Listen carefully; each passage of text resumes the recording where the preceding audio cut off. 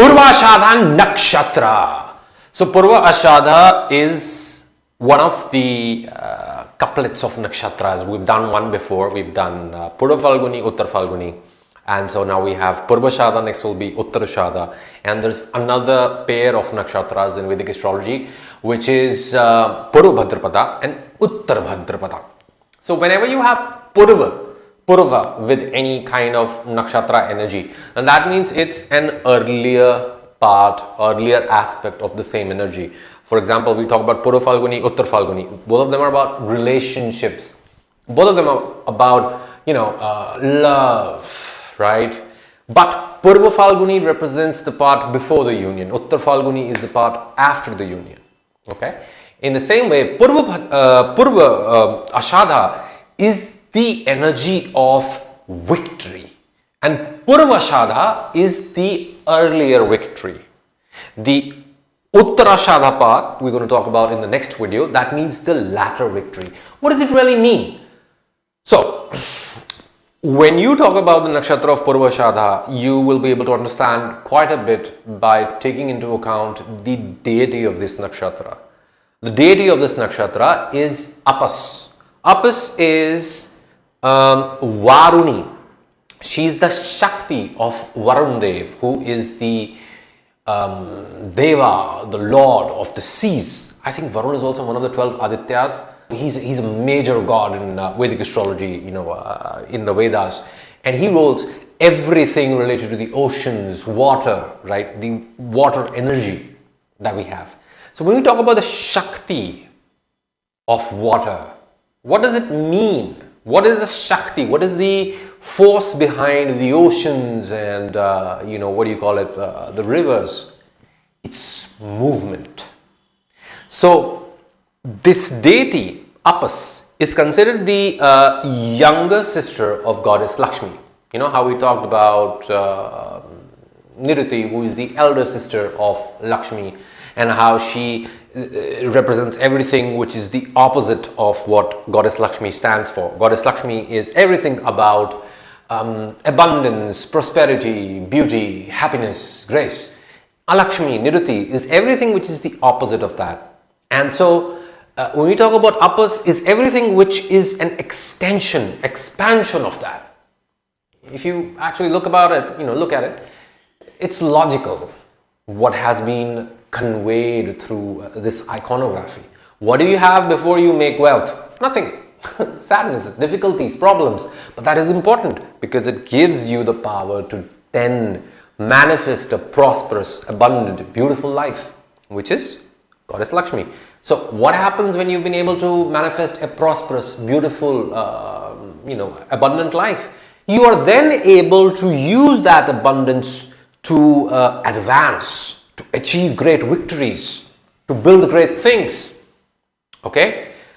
Purvashadha Nakshatra has the Shakti to invigorate, to bring about a change, to bring about a fresh lease of life into things. You will often see individuals with this nakshatra, great, powerful, driven businessmen, actors, people in the arts, you will see quite a bit. Why is that? Well, if you talk about Venus, in Vedic astrology, Venus is a feminine planet, but it has feminine attributes. Venus, Shukra, is one of the two gurus. And what set Shukracharya apart, why he was able to lead the Asuras against the army of the Devas, who had Brihaspati, who had all of the Devas themselves, is Shukra possessed a very unique knowledge. The knowledge, Mrit Sanjeevani Vidya. So if you look at all of Shukra's, Venus's nakshatras, you look at Bharani, you look at Purva Falguni, and you look at Purvashadha, all of them have a lot of substance to them. They're not like chilled out, enjoyable energies. For example, Bharani nakshatra is the nakshatra of the god of death, Yama. It's the nakshatra of patience as well, because it is symbolized by the yoni. In the same way, you have Purva Falguni. Yes, it seems like an abundant, youthful energy, but this is also the energy of Krishna. diplomacy, the power of enchantment, you know.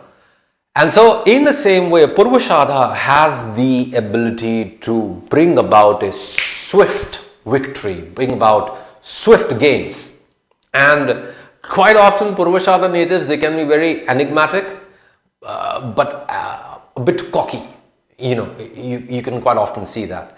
So let's say you have a Rahu in the nakshatra of Purvashadha. This is definitely going to create a person who is so motivated, so driven, so focused that they may even have a disproportionate idea about their abilities. You know, because with Rahu, it's further blown, and there's an abundance of that energy. This could very well be a person, you know, who has achieved fame in something or the other, but they tend to overplay their hand. And so, you know, with Rahu, you need to kind of learn how to keep things grounded. But after 42, this works out really well. You know, they're able to manifest a lot of abundance, a lot of permanent abundance for themselves. Okay. Let's say you have Mercury in this nakshatra of Purvashadha. Mercury in the nakshatra of Purvashadha, what's he going to do? Mercury shows that the person is going to have a lot of intellect, a lot of intelligence, a lot of knowledge with respect to growing wealth, growing fame. This person could be a great investor. This person can also be, you know, just a great businessman, but smart with their investments, smart with even technology in a way, to be able to invest and create the right kind of products and things of that sort, which can bring about a great change, you know, in society. Okay. Now, when you have Saturn in Purvashadha, that's when it can get tough, because with Saturn, it's always the case that Saturn is going to teach you how to become the best expression of that energy, by denying that energy, by testing that energy in your life. That's how Saturn teaches you. Saturn in Purvashadha is going to create a situation where the individual might feel blocked in being able to manifest a life that they deserve, that they have, let's say, studied for, worked for, and still somehow there are delays in being able to have that. Or at the same time, it could show a person who was forced to step into a role of leadership, or starting a conflict, or, you know, just going out there and taking a lot of risks because of their circumstances. Okay. But with Saturn and Purvashadha, definitely this can in the long run show a person who is great with long-term investments. Could also be a person, you know, who is into construction in some way, export, import, you know, the traditional route of trading, which, you know, you go through ships, etc., and all of those things. So this is a way to understand it. Now, somebody was asking me in the previous video, why don't you talk about what happens when moon comes in this nakshatra? The nakshatra, first of all, the energy that we are talking about, it is from the perspective of the moon. These are lunar mansions.